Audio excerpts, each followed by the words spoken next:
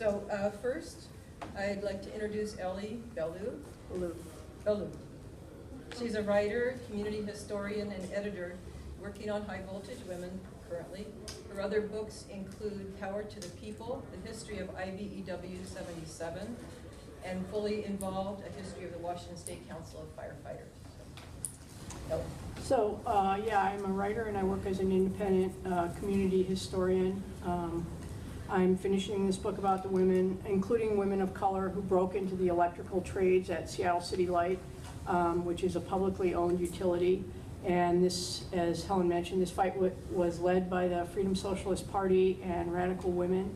The women were hired into a program that was created by Clara Fraser, who had helped create both and was there for the creation of the Freedom Socialist Party and radical women. And this program for women trainees was called the Electrical Trades Training Program, or ETT program.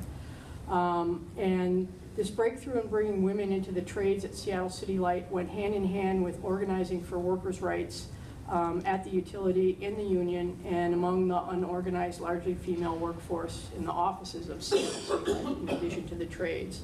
So my part is to kind of walk you through an overview of key events from the early 70s to the mid 80s. And I am not by nature a big fan of historical dates as a way of approaching things, but I have been shocked in researching this at how much happened in such a short time.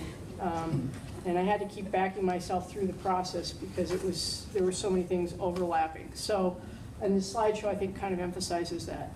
So the slideshow includes some amazing pictures of various large public demonstrations in Seattle during the mid to late 60s and early 70s. And while these protests and demonstrations were going on, and as part of them, organized labor, in particular the building trades, were facing a protracted legal challenge because of how racist they were in their hiring. And Tyree Scott and the United Construction Workers Association, as well as LALO, the Legacy of Leadership and Organizing, brought legal action and pulled in a federal case. And Trevor Griffey and James Gregory and the Seattle Civil Rights and Labor History Project, as part of the UW, has great documentation of a lot of that. And there was a presentation earlier about LALO's organizing history here. The city of Seattle had an interesting role in all of this. They, like many kind of so-called liberal cities in the 60s and 70s, were taking steps towards affirmative action on race and what was called sex at the time. Wes Ullman came in as mayor in 1969, a year after Seattle adopted its first anti-discrimination ordinance, which only applied to housing at the time. And then in 1973, the city passed an ordinance that related to fair employment practices. There was ever-increasing pressure on the city itself to take on discrimination, partly because of its citizenry, and also because the federal funding for lots of big urban projects that Mayor Ullman's administration was gearing up for required affirmative action and required some kind of enforcement of affirmative action laws. So Ullman was in a little bit of a squeeze there. A few years prior to the women's program in the ETT program, there had been an ETT program for men of color. There's very few records about this program anywhere that I've been able to find. It was a small number of men of color were hired. They had very minimal orientation and class training, and then they were left to fend for themselves in the workplace. And the program was generally considered a failure. It's not even clear if anyone made it through this process. It's kind of odd how few records there are about it. All this set the stage for the women's program. In 1972, Gordon Vickery, he retired after being a very contentious chief of the Seattle Fire Department, and Mayor Wes Ullman immediately appointed Vickery as the superintendent of Seattle City Light. Vickery is pretty much the first superintendent that has no experience managing utilities and is not an engineer. He's a total outsider, pretty much renowned for his kind of slapping workers into place. That's his big skill. So in 1973 and 74, Seattle City Light, under Vickery, decides to create this ETT program for women. Vickery hires Clara Fraser, which has to be one of the most ironic hires ever, because Clara, I could do a whole presentation on Clara Fraser, but she was an incredible organizer. and had a strong belief in equality and the ability of regular people to change the world. She was very well known in Seattle at the time for her outspoken politics and organizing, so it was not an unknown quantity when she was hired. As soon as she was hired, she knew from her organizing experiences that this group of women ETTs had to be a cohort, and they had to move through the program together, because facing the discrimination one by one would just be too much to ask of people, and that was in her mind why the other program had failed. The ETT program, was generally administratively approved, but right up to when it went out for hiring, the specifics were still in flux. And from February to June 1974, there were 300 applicants for the program, 10 were hired. During this period, while the job applications were coming in April 74, there was a huge walkout at Seattle City Light. A line worker crew was disciplined by Vickery's administration for the timing and length of a coffee break. And that disciplinary action overlapped the IBEW 77, International Brotherhood of Electrical Workers. They had been in negotiations with Seattle City Light. They rejected a contract, and that overlapped the timing of this disciplinary action, and there was a walkout. Approximately 700 Local 77 members walked out, and then over a period of about 2 days, they were doing marches and having gatherings at Seattle City Light. They stood on the street across from the city office building and called out for the workers to come out, the office workers. Clara Fraser was inside, and she helped garner the ladies together, and so then we reached a number of something like 1,700 people walked out. And so that was, there were calls for Ullman to fire Vickery, and there was a first attempt to recall Mayor Ullman. There's a picture of that going on up there somewhere. And that recall election was thrown out by Seattle Corporation Council, Corporate Council, whatever, for technicalities. The workers returned to work after a settlement that included 2 worker management committees that were to make recommendations regarding Vickery's administration, which was the issue.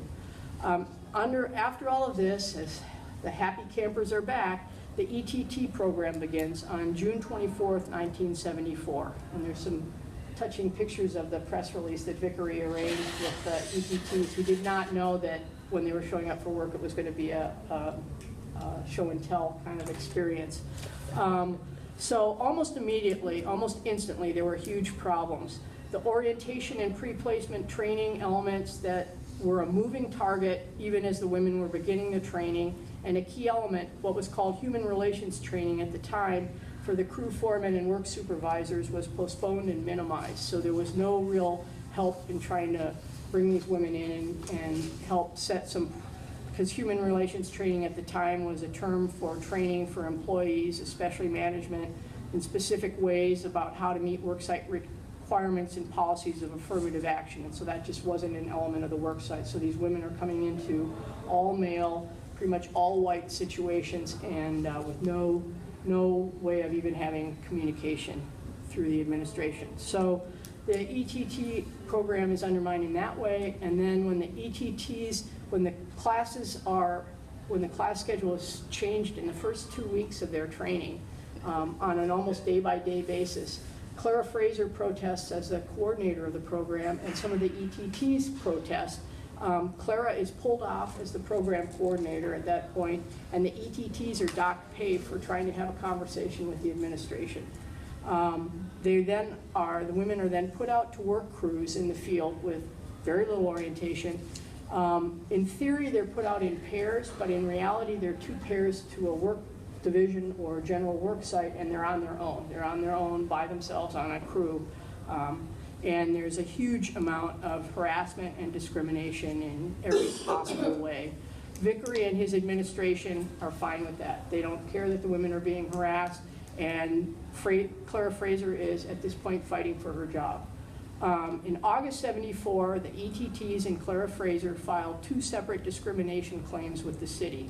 At that time, there was an Office of Women's Rights and there was a Human Rights Department, and it took those 2 departments a while to figure out whose jurisdiction the cases were in, because Clara claimed that discrimination based on political ideology as well as on sexist stuff, so they were treated separately.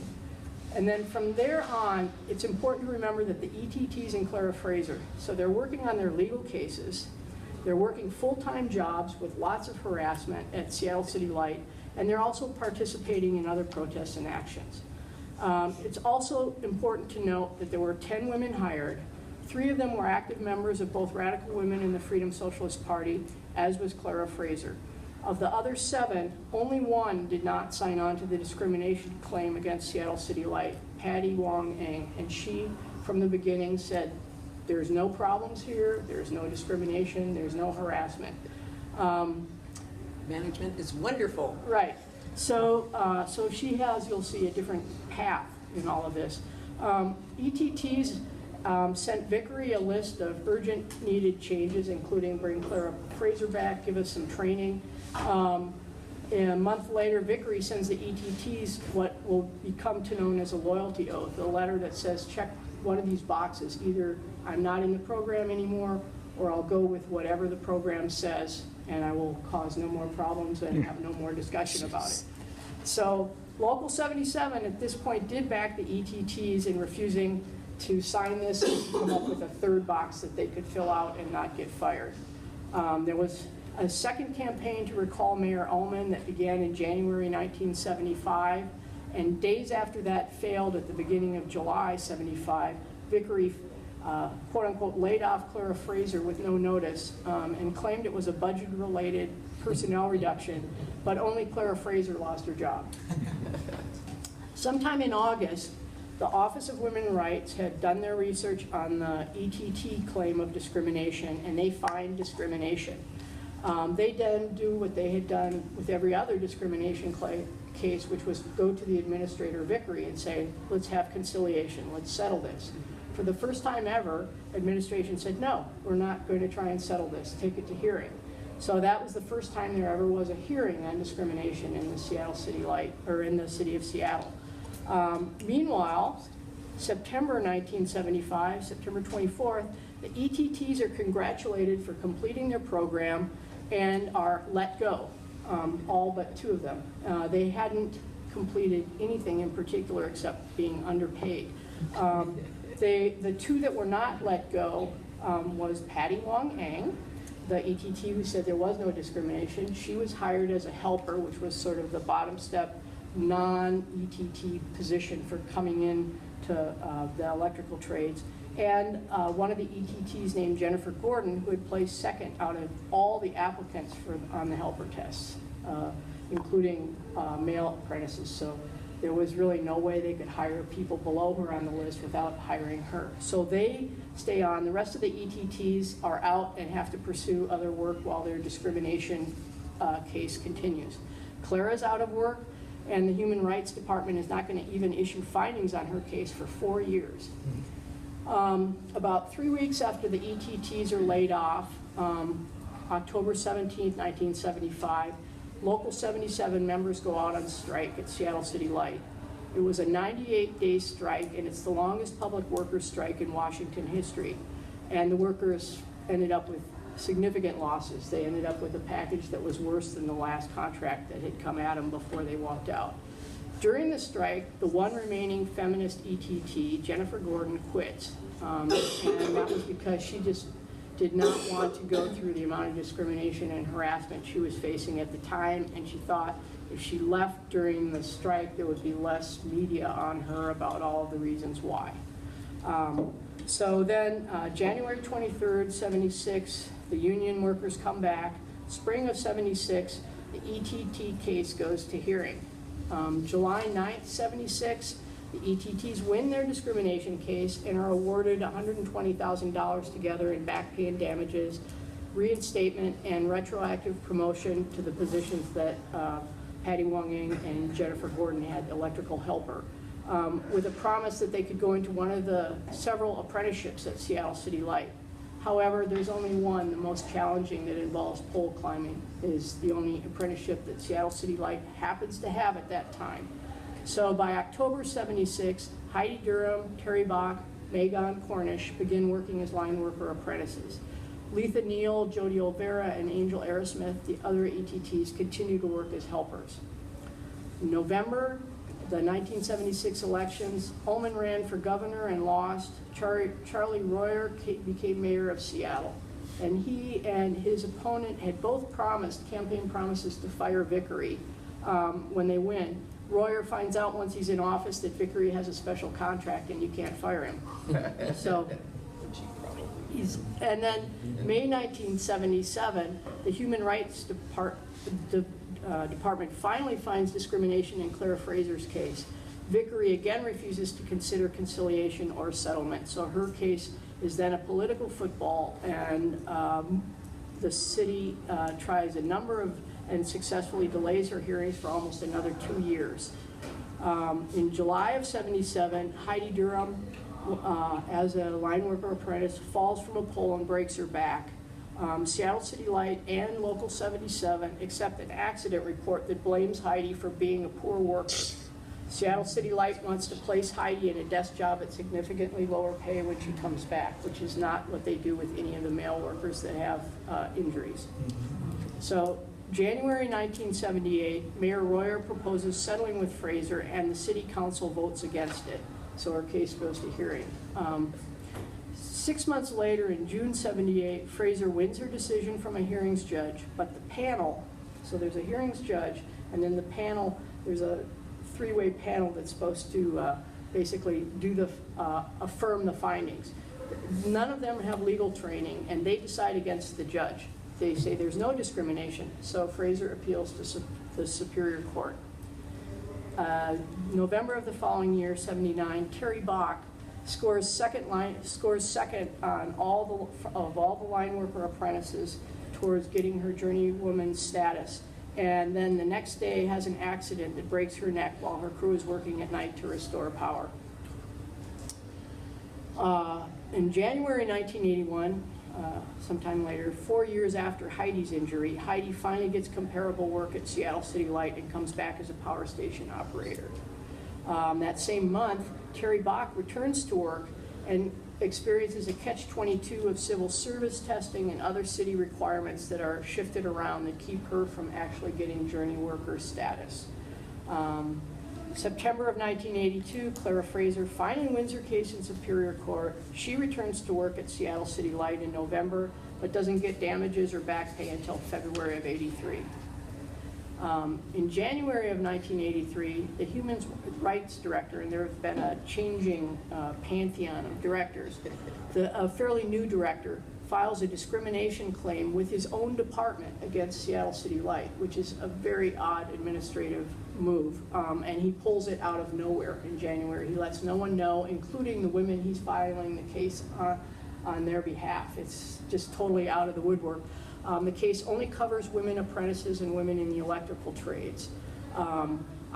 In support of that, and as there's, as near as I can tell, somewhere between 10 and 20 other complaints filed, discrimination complaints filed with Office of Human Rights and the Human Rights Department in the Office of Women's Rights. There's an ad hoc coalition for equal opportunity, which is a worker-based and community-based coalition of groups to support the human rights director's complaint. That sort of evolves parts of that into Circle, which others will be talking more about, the Committee for Equal Rights at Seattle City Light. And then in 1983, Kathleen Merrigan is hired as a helper. There had been pretty much very few women hired from the time of the ETTs to Kathleen. There's, I think we've got 1 or 2 that came in at that time. In December 1983, the Human Rights the director's human rights complaint is settled by Royer and yet another director in exchange for, quote, promises from City Light that it will reform itself. So, basically lost. 1984, Circle focused on proposed changes because at that point then Royer and the Human Rights Department wanted to weaken the non-discrimination rules and the way that discrimination cases would move forward so that it was much harder to move them into Superior Court and other things like that. And that's kind of the sweep up into the Circle land. At that point, the discrimination claims, they're still coming in about 10, at least 10 a year just under Seattle City Light, but they're they don't in general go anywhere. The rules are brought down, and so Circle is really a major force at that point in terms of providing force for change at Seattle City Light. Right, thank you, Ellie.